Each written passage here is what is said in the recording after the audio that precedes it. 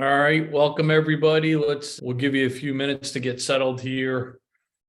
I always hype up the Beacon crowd because traditionally, if it's not the best crowd of the year, it's in the top, it's on the short list. So per usual, I was hyping you to Peggy here. So let's see what this a group of, I think predominantly class of 24 families has to see if you can live up to the reputation of these very enthusiastic, great questions. We always have great questions, a lot of banter. So hopefully that's what we get. Yeah, usually there's a question right about now that hits up. There you go. I don't see one yet. So so on that note, we love questions, right? We're going to do our very best to get to as many as possible. It's really hard to do in an hour here. I'm certain that some of the questions that you have, we're going to hit, whether you ask them or not. Right now, just so we can confirm, I think we're by and large talking to families of juniors, class 2024. You guys want to confirm that for us? Let us know if you're class 2024 family. If you can, I might have to enable a chat here. Give me a second. Yeah, I think I got it. Yeah. Okay. Just pop into the chat. There's, yep. 24. Yeah, expected here. And if there's any overachievers, class 2025 or underclassmen, go ahead and throw it in there. 25. There you go. Perfect. Certainly relevant for a couple underclassmen families on here. This stuff is not, surprisingly, you're not too early. What might be news to some of you, even you sophomores are already in, as we'll learn about what's called our base income year. Quickly, just some housekeeping stuff. Obviously, we've told you to throw your questions your class in the chat here. We may ask you to throw a couple more things back in there as we carry on tonight, but for the most part, we prefer if you can put the questions in the Q&A. That's where one of us are going to be banging away. And then also those are archived. Your buddies that couldn't make it tonight are going to get the recording. They're going to get the benefit from the questions and the answers. So we'll try to keep steering you back towards the Q&A. And then to your point, we already got a question around it. You guys are going to get the recording tomorrow. You will get the slide deck tomorrow and know where to find us after tonight for those questions that pop in your head once some of this stuff has marinated. By way of relatively quick introduction, because we do have a fair amount to cover here. My name is Matt Carpenter. I've been coming to Beacon, it used to be in person a couple times a year, but I want to say it's like around 15 years or something like that. I've been relatively entrenched with the Beacon community. It's been a great experience as far as I'm concerned. I've got great relationships with your school counselors. Hopefully this is a given, but are some of the very best that I've worked with. And I've been privileged to work with school counselors all over the country at some of the best schools in the country. And Deb and her team are as good as it gets, as I'm sure you're experiencing, and hopefully not taken for granted. They work their butts off, I promise you. But so again, Matt Carpenter, college aid pro, and my experience has been guiding families for coming up on 20 years through this process, specifically the financial aid and scholarship process. What is the best way to navigate this thing, regardless of who you are? If you have, and Beacon's actually one of my favorite examples, and why I like having a partnership with this school so much, because you guys cover all ends of the spectrum, right? I know a percentage of families are there on free and reduced lunch, are going to be eligible for Pell Grants and maximum financial aid. There's going to be a percentage that there's no magic wand we can wave. You're not going to get need-based financial aid. But no matter where you are on that spectrum, and most of you are probably somewhere in between, there's a right and a wrong way to navigate this process. And that's a foundation we want to set tonight. And I think we're the ones to do it. Yes, that's my quick intro. I'm from Boston, currently on the West Coast right now, visiting the Outlaws. As we like to say, we got a wedding here, my wife and I. So coming to you live from the backyard of Hollywood here, Peggy, and I got my buddy. We're typically on opposite coast, but Peg's up in the Seattle area. And Peggy, hopefully this is the first of many times that you get to be in front of her, because she is the fairy godmother of financial aid herself. And she's been there, done that, put 2 kids through college, which is one of her best credentials, as she'll tell you. But Peg, if you want to say hi, and then we can get cooking. Yeah.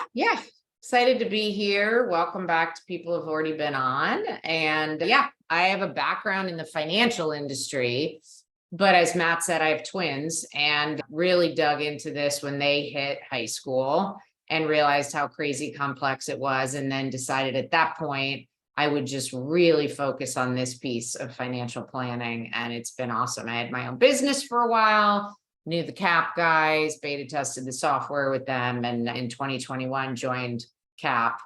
They acquired my business. It's been a great partnership. Let me get started here. I'm going to share my screen. And if you haven't heard of College Aid Pro, this is the first time you've been on, this is our mission. And it's what gets us out of bed every day to end the student loan crisis by empowering families to shop smarter for college. And what that really means, and it's a big part of what Matt and I are doing tonight, is educating you guys so you're informed consumers. So at the end of this webinar, I am 100% sure there's going to be 1, 2, 3 tidbits of information you didn't know before that are going to really change the way that you approach this process. You've all got a junior, sophomores, even a freshman there. And Matt said, you probably didn't even catch it, and I'm going to hit on it in a few minutes. Sophomore families, you are in the tax year that they're going to ask about. So you are not early. It's really good to understand this process. And that's what we're going to take you through tonight. You junior families, you know what's coming up this fall. It's going to be game time. You're getting into financial aid forms and everything else. So that's who we are. And we will guide you through this process each step because we know the pain points. I know them personally as a parent, and I know them professionally. And then Matt's got, as he said, tons and tons of experience working through this with many families. So there we are. So you should have received an email this morning encouraging you to set up a free MyCap account. If you didn't, this URL, Matt can pop it in the chat. You can go ahead and do it right now. Do it quickly so that you're paying attention, so you don't miss any of this wonderful stuff we're going to be sharing with you. But the beauty of it is if you've already gotten it done, when we go in and actually look at a sample family, you can actually look to the side at another computer and look at your situation, your EFCs. So it's real time unique to your family. So we really encourage you to get that set up. It's going to be an integral part of working through this process of affordability and financial fit. And sorry, Peggy, before you dive in, but I think I failed to mention this at the top, but I think two of our big goals here is, and I think why most of you are showing up is number one, like, how does this whole thing work? Let me get my arms around this from a high level. But then the second goal, and probably even the more important goal, is we want you to leave here with a pretty good understanding of how's it going to work for you. I talked about how there's folks, I guarantee you, tuning in right now from Beacon that are on all ends of this spectrum, but we want you to confirm that. What's your EFC going to be? What's your financial aid eligibility going to be, if anything, specifically? And we'll talk about, based on the answer to that foundational question, where you head from here. But yeah, that allows you to get your case specific answers to some of these big questions. Right, because you want to understand financial aid, but then the more important piece is where you fit. And it could be different from your student to student. Like I said, I have twins. It was different between my kids, but that's the key piece. And that's what we're going to show you how to understand. Because some of the stuff in this process, it really is counterintuitive and you just don't know it unless you know it. So the first piece that is fun to understand is colleges all have their cost of attendance. This is their sticker price. This is what it costs all in. And it's an irrelevant number, right? We all know that cost of college has gone up for decades, right? For 30 years. But all the colleges they're all on sale. They're all discounting in some way. It's not all exactly the same way. And that's the key thing to understand what discounts at what type of schools you can grab. Unless you want to write a check for some of the most expensive schools are pushing $90,000 full sticker price, right? It's a big, big number. So how are these colleges discounting? They're doing it in one of 3 ways. So the first one on the left here, need-based grant. So as the name says, you're going to submit financial aid forms, and we're going to talk about those in depth in a few minutes. And the reason you're doing that is the schools are going to try and assess if you have need-based aid eligibility at their college. If you do, some of these colleges will be awarding what's called need-based grants. It's endowment money. It's gift aid, we call it. It's basically free money to cut the cost of college based on your financial need. The second bucket is merit-based scholarships. So this has nothing to do with your need. So Bill Gates's kids could get these. It's purely based on the student grades, test scores, athletics, talent, music, whatever it happens to be. But again, it's endowment money and it's that gift aid. It's the free money to cut the cost of college. So ideally, you're maximizing one or both of these buckets at different schools. Okay. The third bucket is the self-help. So that's the loans and that's the work study. So it's a part of a lot of people's college funding strategies, and that's fine. You don't want to get too high on loans, but of course, loans have to be repaid, and work study, your child's basically applying for a work study job, getting it, doing a job, and getting a paycheck and a W-2, and that money can be used toward the cost of college if that's what you decide. That's based on need. So those are the three major buckets. So let's take a minute here and talk about the need-based aid, and then we're going to flip and talk about merit aid. Very simple equation that the colleges use to figure this out. So as I mentioned before, there's this cost of attendance, tuition and fees, room and board, books, travel, and personal expenses. Those are pretty much the line items, and sometimes other fees, right? We have no control over this sticker price, over this cost of attendance for seniors. That's the official number is going to come out this summer.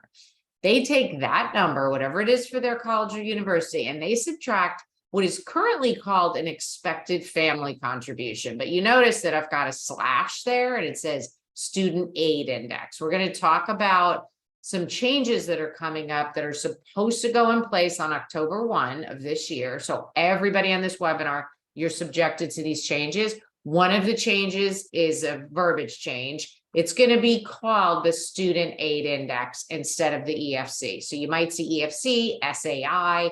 It's all the same thing. And what it basically is, it's what the college thinks you can afford to pay for 1 year of school. Okay. Doesn't mean you're not going to pay more than that, but they're not going to give you need-based aid over that, right? They think you can afford it.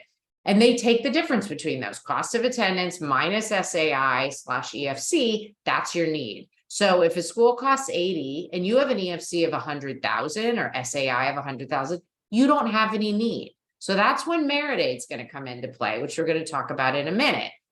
Say the school costs 80 and you have a 40,000 EFC, then you have 40,000 of need at that specific school. That doesn't mean the college is going to give you $40,000.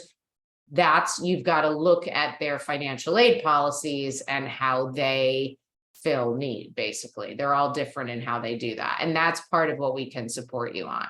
So that's basically high level how that works. So how does this EFC, and actually I got to add up here, put a /SAI up there. How is this calculated? There's assets and there's income. And the assets that are part of this are your non-retirement assets. So if you've been good at putting money away for retirement in 401k, 403b, like Roth IRAs, traditional IRAs, those are all retirement accounts. If you have balances in those, will not be disclosed on the FAFSA, and they're not part of any of the EFC calculations. Okay.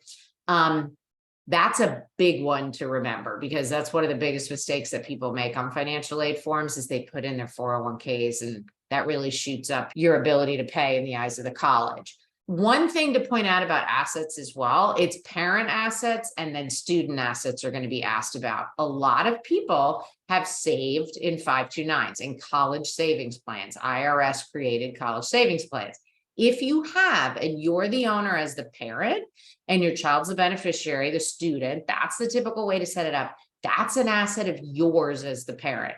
That should be included as your asset on the FAFSA and the CSS profile, not your child. And again, that's another mistake, very logical, but we're here to tell you, don't do it that way, right? It's better because student assets are assessed much higher, 20 or 25%. And parent assets are up to 5.64. So very big difference there. Another question I know we'll get, if grandma or grandpa owns a 529, it's not on the forms. It's not disclosed on the FAFSA. They're not part of the household. So keep that in mind. People will ask all the time, I have student loans, I have a car loan and credit card debt. That's not asked about, but that doesn't mean you can't share that with the college later in the process when you're reaching out, if you're reaching out.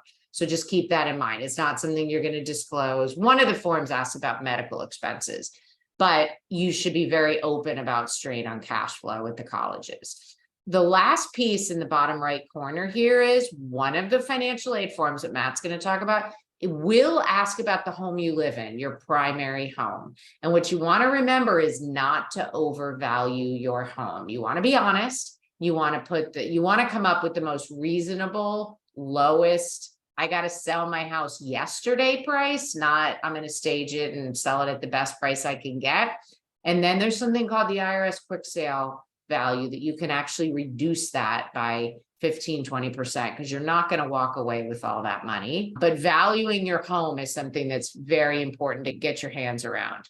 And Peg, let me just hover over a couple things here. I know you yell at me when I do this and I repeat what you just said, but I know we get a lot of questions around this, and I think presumably folks are hearing some of these for the first time. But let me just repeat what I think are some of the biggest ones here, and we've got a few questions around this. Now, the second one, Peg said it, and she even gave you the specifics that most of these colleges, when they look at non-retirement assets, they look at they put way more emphasis on any savings in the parent's name than they do on the student's name. And sometimes there's a choice here, right? Some of your kids you guys might have a joint savings account with whatever the kids have from bar mitzvah, first communion, whatever. And there's 10 grand in there, right? Let's just say there's 10 grand in there. That's not a huge number, but if it's in the student's name, it's enough to move the needle in terms of your financial aid eligibility, where it's not as the parent. So that's like a quick, easy strategy where if you have a joint account with the students and parents on it,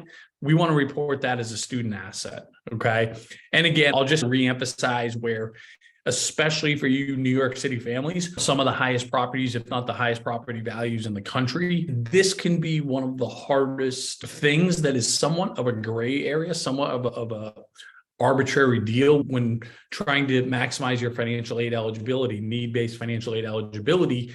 And a meaningful amount of these colleges are counting that equity against you. So that's something we just want to be very aware of and have a clear idea of which colleges are counting that against us, how much. And again, just take Peg's recommendations to heart here in terms of what we can do to hopefully minimize the damage that causes. Yeah, so joint accounts we want to report as parent assets, not the students, right? Parent money in the parent's name hurts us significantly less than money in the student's name. And 529s, again, you as the parents own those accounts. And that's why Peg made a point to emphasize that, because it's strange. Everybody thinks it's the student's money because it's for college. Their name's all over the statement, right? You own that money. The kids are just the beneficiary. So it's mission critical that you report it that way. I'm sorry to hog your slide here, Peggy, but no worries. I'm used to it. I'm good. All right. So now let's jump into the income piece, because this is actually parental income is by far the biggest driver. And it's Matt saying, hey, if you got a joint account, it's your asset. Income is what it is, right? If you make a nice living, you're not going to quit your job to have a lower EFC SAI, right? So let's talk about how this works. Assets, by the way, you submit these financial aid forms next fall for you class of 2024 parents. It's literally the value of your assets the day you hit submit. If you want to look up your portfolio and it's been a down day in the market, good day to put that on the financial aid forms. Income, on the other hand, is what's called prior year. President Obama put this in place. So it's a 2-year look back. So not current at all. So we've got the classes there. Everybody that's on the webinar tonight, you've got a junior. When you get these forms this fall, you're going to notice all the questions are 2022. So for sophomore parents, and I know there's a couple of you on here, you can see why we said you're not too early, because you are in what we call your base year. When you get to where your child's in the fall of their senior year, everything's going to be about this tax year. So it's important to know that, to not create huge capital gains that don't need to be created. I have people, they take distributions, and then you've got to talk to the colleges about why that wasn't really your income and what you did with that money, yada, yada, yada. So if you can avoid it, also, if you've got a financial advisor, talk to your financial advisor. A lot of them don't understand anything about this world. Tell them, I don't want a lot of capital gains. I don't want to inflate my income, because income is assessed much higher than assets. Basically, they're going to ask your adjusted gross income, and then they're going to add a few things back in that the federal government doesn't. Now, when it comes to students, it's a lot different. On the FAFSA, the federal form that we're going to talk about in a minute, there's actually an income allowance. So students can make up to $7,000, and that's going to go up. Again, it's going to get into the 9,000s. So most kids don't make over that. And so it's a wash on the FAFSA. But there is an income protection allowance for parents. You take anything you get, basically, but it's not taking off half your income. It's not a huge allowance by any means. So just keep that in mind about the income. Those are the two pieces of this EFC/SAI and how it gets calculated. So if you have that high EFC/SAI, like 100,000, like I was saying earlier, I'm guessing none of you want to pay 90,000 for school, right? So that's where these merit scholarships will come into play. And I'll let you want to talk anything on this slide, or you want to hop into my cap? Yeah, just I'll briefly touch on a few things here. There's, like I said at the top, there's just going to be a percentage of you by nature of where you live in New York City that are not going to be eligible for need-based financial aid.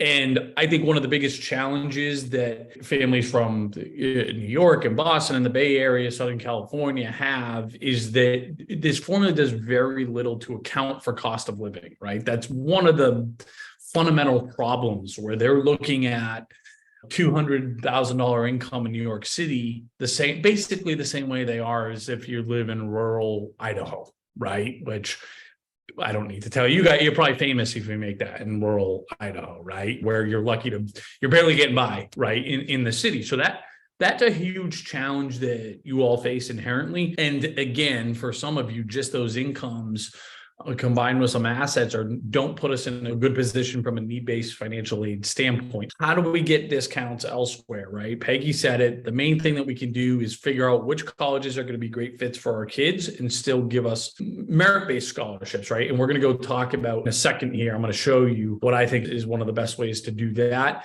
But a couple other things to note. We're still going to firmly recommend you complete your FAFSA and your CS profile. You still go through the financial aid process, even if you know you're not eligible, because some of these colleges, even to consider you for scholarship money, you have to complete these applications. Okay, so I just want to dispel some of those myths. The other thing that is not necessarily common knowledge, not every college offers scholarships. It doesn't matter how insanely talented your kid is. There's not one kid walking around an Ivy League campus that's there on a scholarship. None, zero. They do not exist. No athletes, not the most brilliant whoever nobody at Harvard or Dartmouth or Cornell or whatever is there on a scholarship. So it's just important to know that if we're not eligible for need-based financial aid at any of those about 100 colleges that don't offer scholarships, we're paying full sticker price. So again, that's where it's about just being armed with that information beforehand.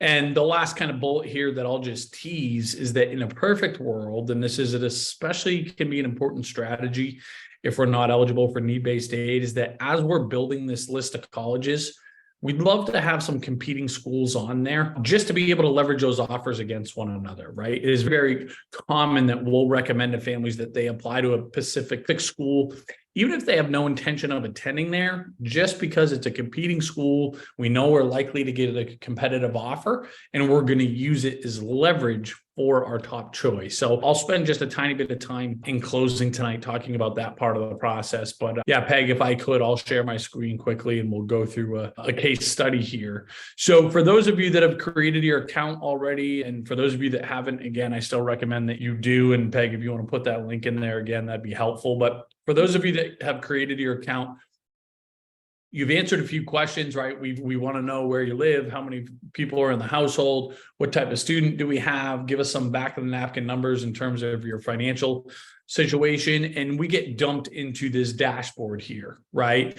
And what you're going to see staring you in the face is what Peg spent a lot of time at the top talking about, your EFC, soon to be your SAI, the foundation for determining your need-based financial aid eligibility. Okay. And there's more than one EFC that any given school can use. Next year, it'll be 2. So for you guys, we can almost cross out this consensus EFC, but there's two different, and most colleges use the federal EFC, the FAFSA only schools use the federal EFC, but a lot of these, and they tend to be more kind of the brand names, popular schools, in my experience, specifically at Beacon, that use something called the institutional methodology. And for this family, the reason why it's so much higher, actually, there's two reasons why it's so much higher. Number one, most institutional methodology schools, so really quickly here, NYU, BU, Amherst, they consider home equity fair game to varying degrees.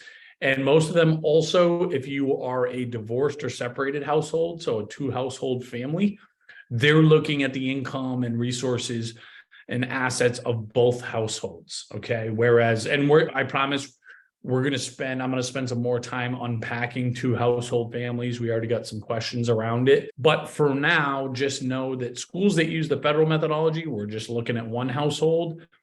A lot of the schools that use the institutional EFC, we're looking at two households. Now, I'm getting probably too far in the weeds with you guys right now in terms of all these terminologies and acronyms that we're throwing at you.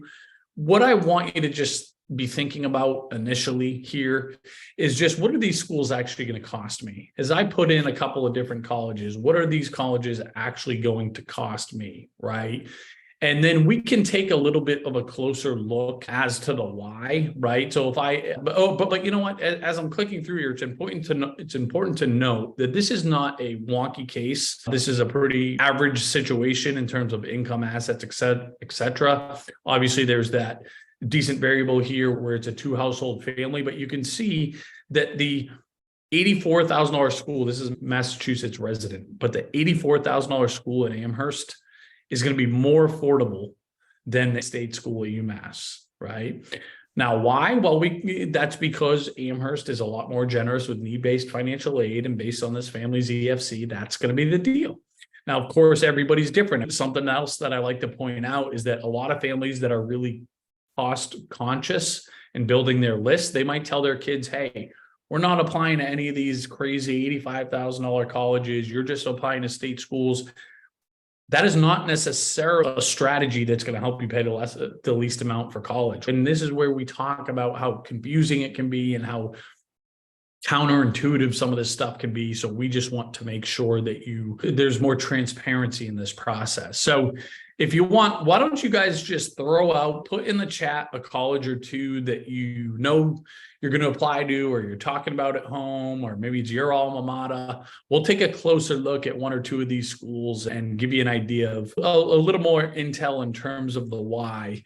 Okay, so Northeastern, wildly popular school up in my neck of the woods here. So we can see that, okay, again, incredibly expensive, $80,000+, but we're going to go there for less than half price. And if we click into Northeastern or any college, we can get some context as to the why. Why are we getting a discount? We're going to get $45,000 worth of need-based financial aid based on this family's EFC and based on how this college does business. Okay. Another thing that we have baked into here is for every college in the country, we have all the merit-based scholarships that they offer, the qualifications for each.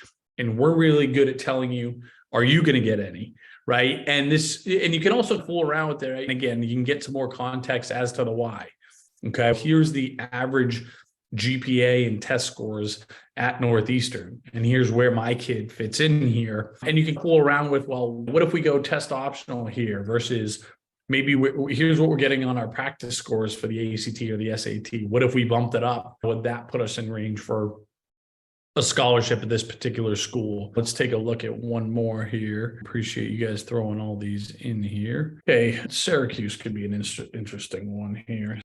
Okay, so you see Syracuse again, similar deal to Northeastern, right? Similar model that they have basically. And let me just put in like a Berkeley, for example, because we got that one, the UC Berkeley, where again, the UC's not as expensive, but still pretty stinking expensive. But generally speaking, the UCs, they just don't give money out of state, right? And I'm exaggerating a little bit, but they don't. It's incredibly rare that we will see them give meaningful discounts. So that's just has to be the expectation with those schools. And they just have so much leverage because they just get so many applications here. But yeah, hopefully that gives you a little idea here. And the other thing that we like to do and leverage is that if we have some admissions criteria, we can try to say, hey, show me schools that are near my house, that are smaller, and maybe we want to say what type of major we're looking at. And then based on that, we can say, just go show me of those, which ones are going to give us the most in scholarships. Okay.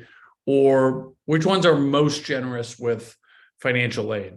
So this allows you to try to align your admissions criteria with the financial criteria. It's going to be most relevant for your family there. Hopefully that's helpful. Anything else you want to add here, Pat? No, actually, I was just typing away, so I wasn't really. I mean, let me just, I could talk about the affordability piece real quick if you want. Sure. And while you're pulling that up, somebody asked, I think I'll answer this live just because you guys are all New Yorkers. So somebody asked about, does it make sense to start a 529 now? You're talking about 529s. I have a junior. One of the biggest perks of a 529 is that you get tax-free growth on the earnings. And if you use them for qualified education expenses, you're not going to pay tax on it. So I tell a lot of people, if you have a junior, you don't have that much time to take advantage of the tax-free growth. But if the state of New York, and I believe they do, if they give you a state tax break on your contributions, I'm in Washington, we don't have state income tax, so it's not a thing. You want to look into that and ask your CPA, because there might be rules around, it has to be in there so long. So I don't want to say definitely don't. There's nothing wrong with doing it. It's just, you're not going to go into a full equity portfolio at this point and have tons and tons of earnings to take advantage of that, but there might be a state tax reason to do it. So without talking to you personally, I wouldn't tell you what to do at this point, but that gives you an idea. And I just wanted other people to hear that as well. And there is, I'm all but positive that they do have that write-off benefit in New York, but yeah, so you might get a nice little break on your state taxes, so it's worth it. And if you're going to spend that money on college anyways, it's a win-win. Okay, so the last piece here of what Matt was talking about is bringing it all together, because we're all about affordability, obviously, and helping you see the affordability. So you can see these schools in his sample family, that what we did is we took that net cost that we projected, multiplied it by 4 and put in an inflation factor. It's a 4-year expense and hopefully only 4 years, right? So that's, the colleges don't really show it to you guys that way for obvious reasons, right? But we want you to see it. So you see, like in Amherst, the 4-year cost is about $74,500. And then the next piece comes in is, how much can you afford? And when you onboard yourselves into MyCap, we're going to ask you how much you can afford for a year. If you're not sure, that's okay. That's okay. Sit down with your partner, your spouse, if you're married, and start that conversation, because you need to start thinking about that and figuring it out. And we can support you on that if that's a conversation that you need some help with. But that's what your budget is in the corner here, right? So we take, oh, now we're over on the page. Yeah. So we take the 4-year cost minus your budget. And then that's how we figure out, we're calling it total loans. You might do other things, home equity, different ways, but we're saying we're going to assume it's loans. And you look at UMass Amherst, it's 0. Santa Barbara, it's 170,000. So those are two extremes. And what does that look like if that's all loans on a 10-year payment, a 25-year repayment? What are you paying the bank and what are you paying per month? And then we go that extra step and say, you know what, if you're a business major, like you plugged in, this is what your take-home pay is going to be on average out of UC Santa Barbara as a business major.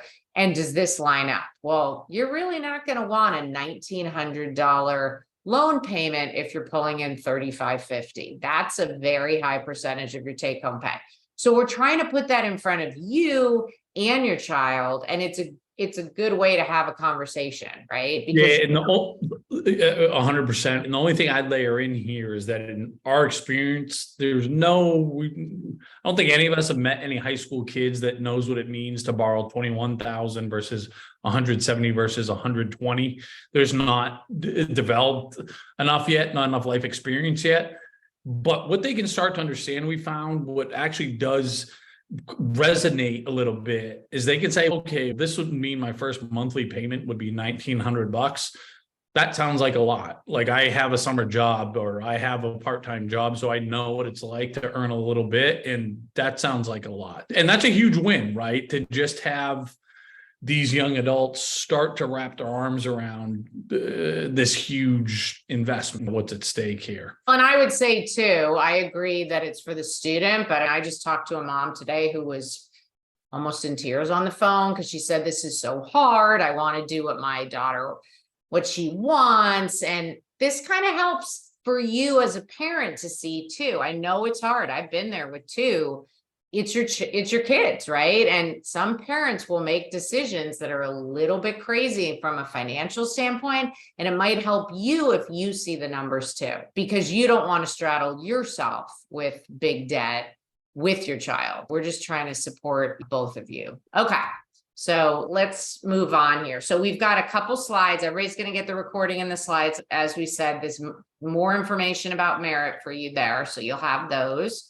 Not going to spend a lot of time on that. So now let's talk about the nuts and bolts. Like, how do you actually apply for financial aid? Class of 2024 parents, the FAFSA, and I know we have a question here. We're going to spend some time on it. The FAFSA goes live October 1st. It's supposed to go live October 1st this fall. We'll see with the changes. It might be a little bit later. And the other form called the CSS profile, which we're going to touch on, they both go live October 1. So if you're a sophomore parent and you're gung-ho, that's great, but you can't go in and do the FAFSA this fall, right? You've got to wait until your year. So for 2024, it goes live. Every school, almost every school in the country requires the FAFSA. There's about 200 to 300, mostly private, that require the second form with the FAFSA. Deadlines for these forms are very important, especially if you're eligible for need-based aid. If you miss a deadline, you're giving the college an opportunity to say, sorry, you're in the second bucket and you might not get as much need-based aid as you should. So pay attention to the deadlines. They're different than the application for admission deadlines. They're linked. If you apply early decision for admission, you're going to have an earlier deadline for financial aid forms. There's early action and there's regular admission. So you've got to figure out how your child is applying and find that priority financial aid deadline and stay on top of it, because the colleges are not going to necessarily pester you about deadlines. They'll pester you for the forms if you don't get them in, but they might not remind you that, hey, the forms are due, where are they? So that you make deadlines. So it's a good thing for your kids to learn. You got to meet deadlines throughout life in a lot of ways. Parents, you're all used to this. So you really want to stay on top of that, or else you could have some issues with not receiving really what you want to receive. So we've mentioned this FAFSA over and over again. This is the free application for federal student aid.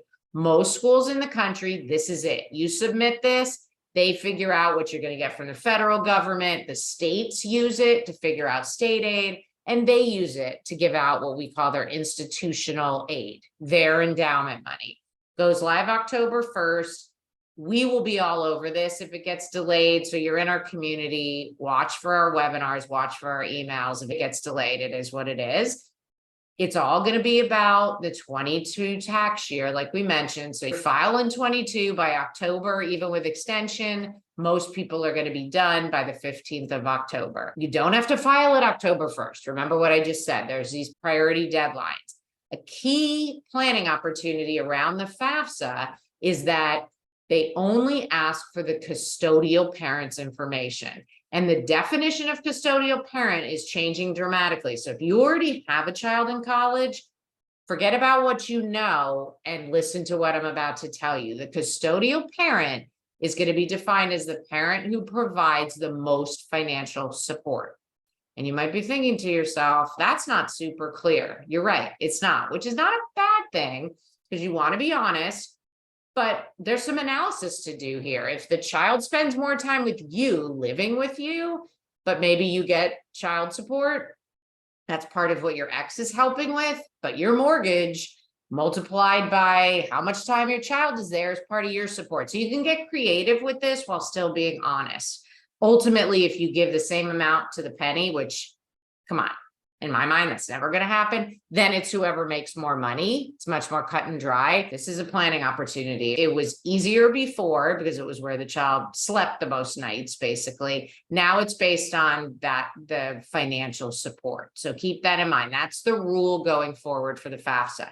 Everybody will need to get what's called a student aid ID. So you can get that right now. Sorry, it's called an FSA ID. Student aid ID is the website. Matt was sitting there going, am I going to have to fix this? Am I going to have to say something? FSA ID. So federal student aid ID. You can get it now. Just don't wait till the last minute. You need it. Your child needs it to log in and e-sign. As a parent, you only need it to e-sign. You don't use it to log in or you're then the student, just to e-sign. So just get it out of the way when you have some time. The URL's there. You're going to get the deck. You answer, you have to give your birth date, social. They check that you are who you are. You make up some security questions. Keep that in a safe place. You're going to need it all 4 years. You're going to have to submit this FAFSA every year. So that's a step you got to do before officially submitting the FAFSA. So this next slide, I'm not going to go over it. In the fall, we're going to do a webinar of line by line of these forms. We'll get in the weeds. We've already touched on common mistakes that are made, but it's a lot for you guys to take in one night. You're going to get this slide. You'll have it for your reference, but we don't need to go through that now. That's cart before the horse, but we just wanted you to have it. So you'll have it. We'll get in the weeds on that in a few months. So you want to dive in here, Matt, on the CSS? Yeah, totally. And the other thing that we'll spend some time on again in the fall for right now, so as not to overwhelm me tonight, is that as New York residents, what you want to do to throw your hat in the ring to be eligible for the state programs, right? The TAP grant specifically and the Excelsior program are the two big ones for New York. But the long and the short of it is it all starts with the FAFSA, full stop, right? You have to complete the FAFSA to be able to, again, throw your hat in the ring for each of those. And then there's some additional, very low lift supplemental applications that, again, we do later in the year. Next year, nothing's to be done with that right now, but we'll get a little bit more granular when we're back here in October and September, October type of range. In case it didn't share with some of you, for you two household families, you want to be able to, you want the family with the least income, you want the household with the lower income, lower assets to complete the FAFSA. So you're going to have the lower EFC and therefore more need-based financial aid eligibility. It is our expectation that with this rule change, there's actually more of a gray area now. So more of an opportunity for you guys to get creative. If right now it doesn't necessarily work out that way, be smart about how it plays out for the rest of the year. Because again, I think we're looking at it as more of an opportunity for families than a bad thing, right? Which is, I think, the intentions of Department of Education by saying they're assuming that the household that provides the most financial support is the one with the higher resources. Therefore, it's going to give most families, excuse me, a higher EFC, soon to be SAI. Just want to reemphasize that in a little bit of a different way.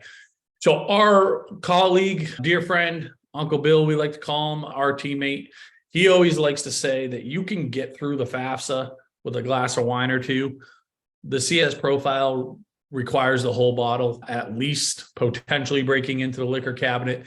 This is the form when I'm sure you're hearing some horror stories from your friends that have just gone through this process. Maybe you have an older kid, so you have some experience. And I think you don't talk to a ton of families that say that was easy. The senior year was a breeze, right? It's freaking hard, man. There's no two ways about it. But specifically on this financial aid journey, I think the CS profile is what gives the most families the biggest problems. It's super long, several hundred questions, not user-friendly. This year it was worse. Hopefully next year it's better. It's very invasive. There's nuanced questions like how can you pay for college? But it's just one of these things we got to get through, guys. This is the one where, again, the home equity is relevant. If you're a business owner, you own real estate, there's more things to here. And again, for these two household families, if it's FAFSA only schools, we only have to worry about that family that provides the most financial support. It's as if the other household doesn't exist. Whereas most CS profile schools, we need each household to complete a CS profile, and you complete it separately, right? So you won't see each other's information. It's not one shared form. You'll each complete your own CS profile, get it to the colleges that are requiring it separately, and they'll make their assessment based on that. Now, we got a question, and we get this question all the time, right? What if we don't know where the X is, or it's a bad situation, they're not willing to cooperate, any number of things. And of course, the colleges have experience with this, every college, many times over every year. So even though your situation is unique, and of course it is, there's a precedent here. And basically, and it's not every college is different, right? That's me and Peg say that every day, and because it's true. And then different individuals that you're dealing with within colleges are different. It becomes a very kind of human subjective experience. But the long and the short of it is that, generally speaking, if you have one of those really challenging situations, you're not going to be punished for it. Your kid is not going to be punished for it. But you have to bring the gory details to these colleges that are requiring the information from the X, because they're going to have you apply for something called a non-custodial waiver. Okay. Which basically means, hey, I can't get this person to cooperate for any number of reasons. They're going to want some proof, again, like I said, some of the gory details. They put it in front of the committee, and then hopefully they say, we get it, message received, we believe you, just send your information in and we'll assess your eligibility based on that. It's not a pleasant process, but again, especially with whoever wrote in sharing a couple of details, I can tell you that unless barring the unexpected, they're going to say, we got it, no problem, don't worry about it. Okay. I think we're good on that slide, Peggy.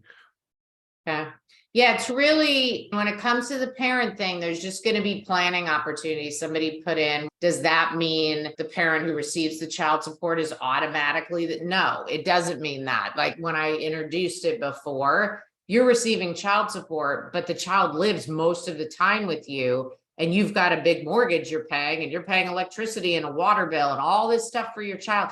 That's all part of what you're contributing. So don't just think of it as child support. It might end up being the child support payer because that's the way the numbers go. You want to be creative, honest, but creative in this. And it's written in a way where there is wiggle room. There's interpretation room, basically. Exactly. So just keep that in mind. So yeah, we can skip this slide that you guys can review at your leisure as well. Yeah, again, these will all be in the deck. So I want to talk about some of these, and I won't spend much time here in the sense that we don't need to go talk about the changes, because for you, they're not changes. This is just the reality for you, right? Especially those of you going through this for the first time. I don't want to bury the lead on some of the positives here, because they're and we're a little bit louder about the negatives if you follow us at all, but there's real positives here. Number one, the form itself is going to be way easier, all right? Or at least that's how it's being advertised. But the questions are going from about 100 to about 35, right? And that's huge, because about 2/3 of low-income families started the FAFSA and never completed it.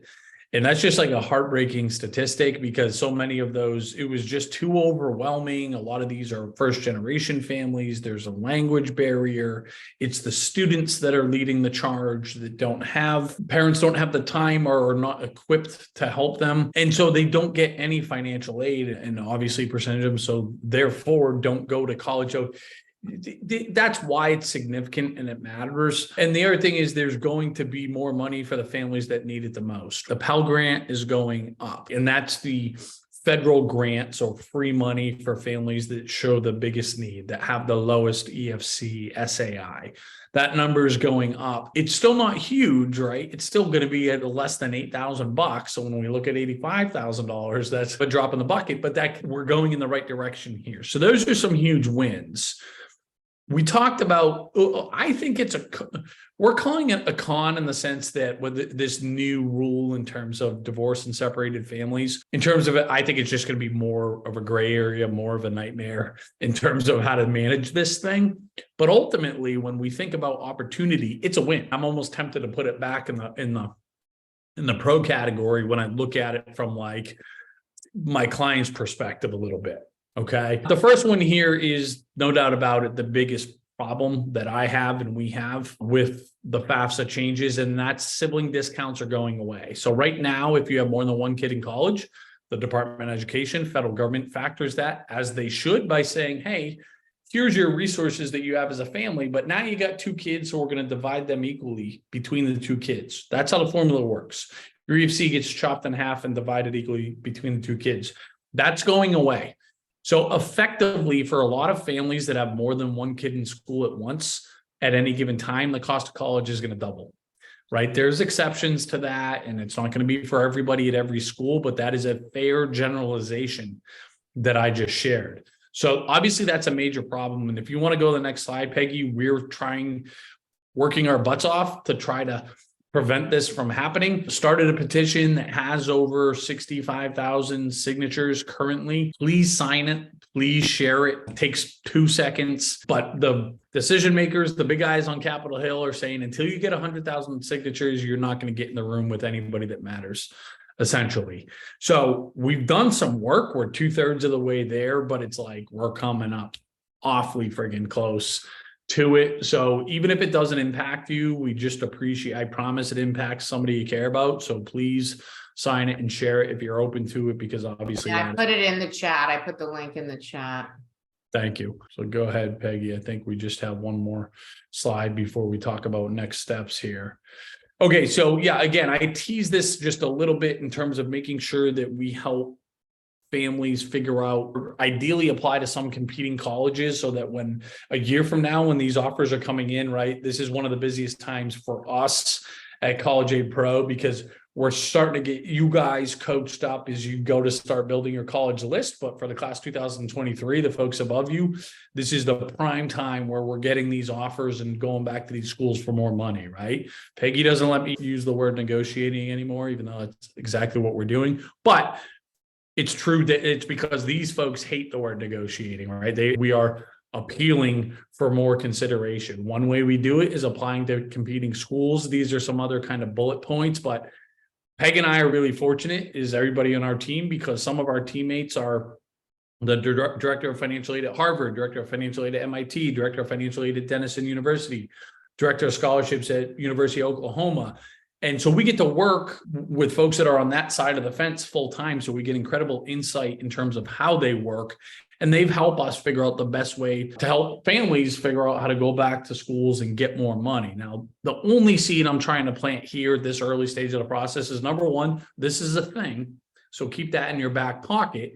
And one way that we can get ahead of it and put ourselves in a good position a year from now is to making sure that we're having some competing colleges on our list that we can potentially leverage against one another, just like we're doing many times a day this time of year and right up through the middle of April. So Peggy, if you want, you can show the next slide for a second and we'll talk about next steps here. Now, if any of you have been following along with us for any amount of time, you don't see this slide, nor will you see the slide in follow-ups, but for some of the schools that we've had a relationship with a long time, we kind of honor what we've done with them historically, which is for any families that are just getting started in this process, they can book a free introduction call with one of our teammates. And specifically, it'll be Matt Mulhern, who's incredibly experienced, to let you know if anybody wants to work with us beyond kind of today and what we do in these presentations, get a good idea of what that looks like. And I'll tease that in a second here,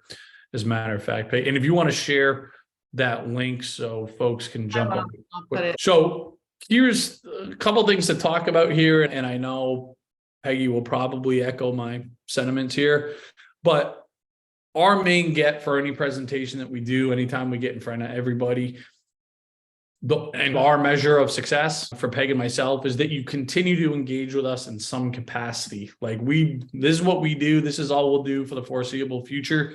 And we like to guide families from when they first get started, for some of you guys today, right through the finish line, right? Till your kids are moving into the dorm and graduating from college. And hopefully you're leaning on us in some capacity throughout that entire journey, right? And we kind of bucket people, and obviously this is too broad and I'm generalizing, we're generalizing here, but if you'll humor me, we broadly bucket people into 3 categories, right?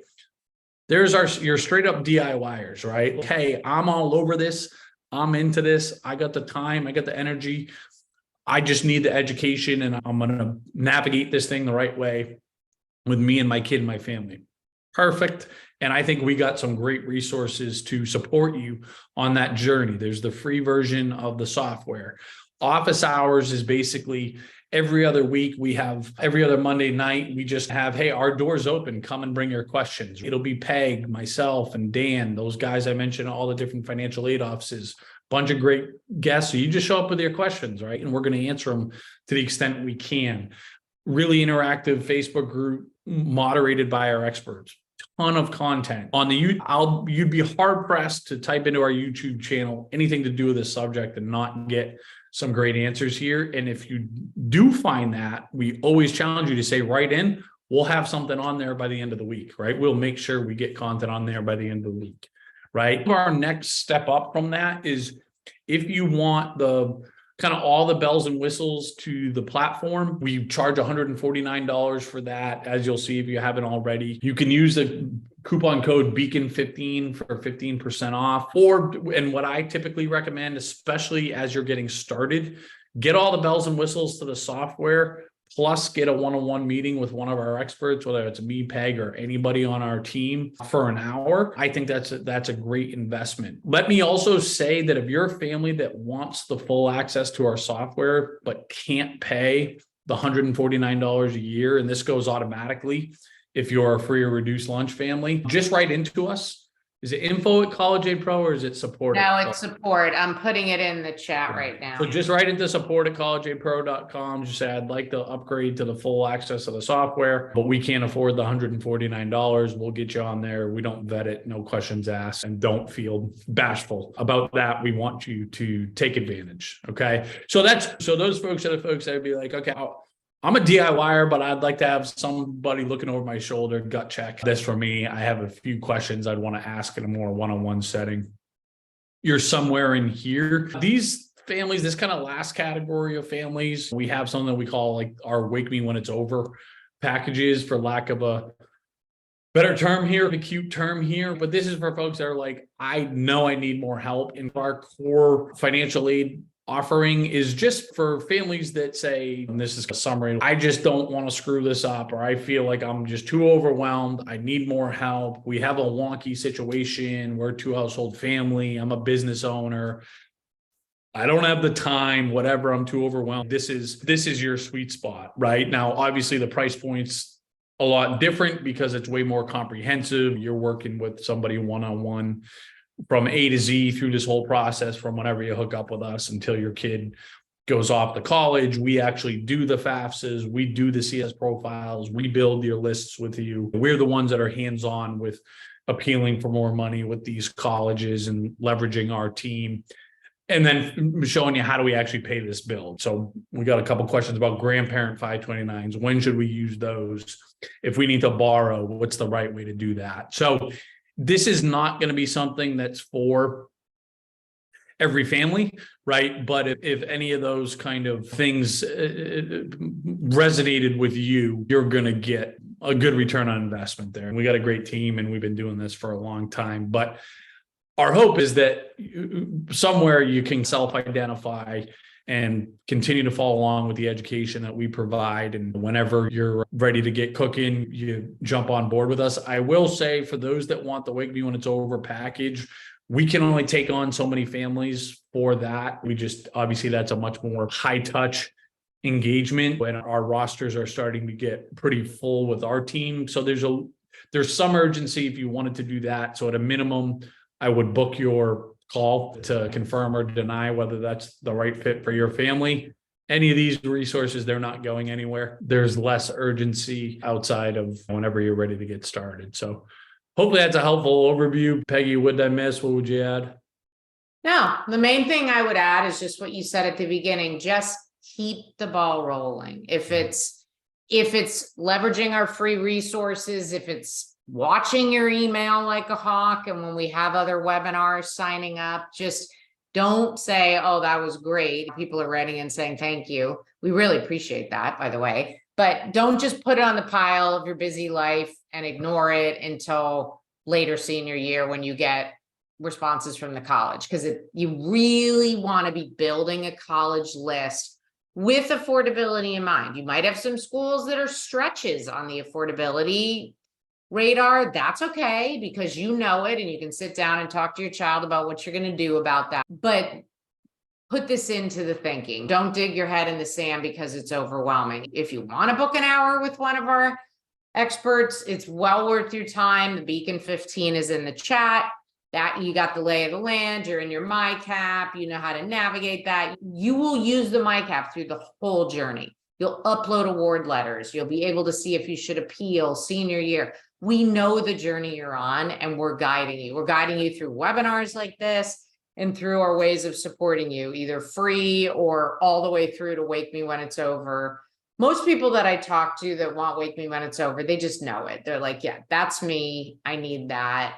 Where do I sign? So if that's resonating or that's what you're thinking, you don't have to pay tonight. Just sign up for the consult, chat with one of our experts, ask all your questions so you feel good about it. And the other thing is, if you book a meeting, there's not an expiration on it. So you don't have to use it in the next month. You don't have to meet with an expert. And it's so easy in there. You can pick next available. You can pick a specific expert. You see their calendar. You book it and we're on a Zoom together. So it's super easy to do it once you're set up in MyCap. Yeah, no, and just to clarify there, for the free consult, we'll only give you the opportunity for that for the next week, I think. You have at least have to book it in the next week, even if you choose a date that's later out. But what Peg's referring to is that within MyCap, if you choose the valedictorian option or you upgrade or say talk to an expert, you can get that at any time and say, we're not going to use it for till whenever. You can just have that and use it when you're ready. Yeah, so. And if you're not sure, that's what the intro calls for. You're not sure if you should do Wake Me When It's Over or you should book an hour, then sign up for that intro call and just chat about your situation.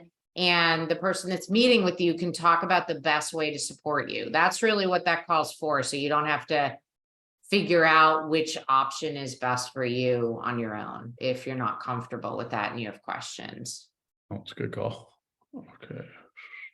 Okay. I think we about hit it, Peggy. Yeah, I'll just do this. There's a great question in here. The answer is, we have no idea how this is going to play out with the divorce situation. In the past, it was where the child spent the most time and there was no way to really prove it, right? And with who provides more support, a net worth, you said in your question, a net worth statement, that doesn't mean anything. Just because you have $1 million in the bank doesn't mean you're providing more support. So that's where I'm saying it is an opportunity to do some strategizing.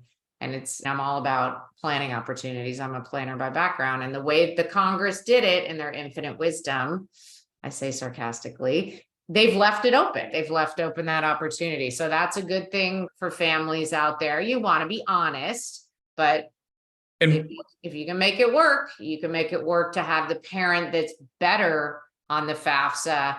If you're amicable and you can chat about it, there's just different strategies for different families depending. And I'll just layer on, and this is obviously anecdotal, but I would say I've talked to at least a dozen different financial aid counselors at different schools, public and private alike, to say, like, how are you going to verify this? Because to Peg's point, there could be a parent that's a billionaire, but may actually provide zero financial support. That happens, right? So it's not like they can just say, hey, we're requiring both families' tax returns, and that's how we're going to make an assessment, right? All the feedback has been so far, right? We're not going to verify this because it would be impossible, especially at scale. So we're just going to have to take folks' word for it, right? For whatever they put on there and whoever completes the FAFSA, right? That's anecdotal. That is not prescriptive recommendation or anything like that. But for what it's worth, that's a feedback we've got. And again, it's not that small of a sample size. I've talked with a good amount of colleges about how they're going to handle this. All right. I think we are good. All right, Peggy, my dear, thank you as always. And always, you Beacon folks stepped up to the plate as always. And again, you'll hear from us tomorrow. You get the recording, the slide deck from our team. And yeah, again, just make sure to continue to stay engaged and always happy to help. All right. Have a good night, All right, everybody. everybody. Bye-bye.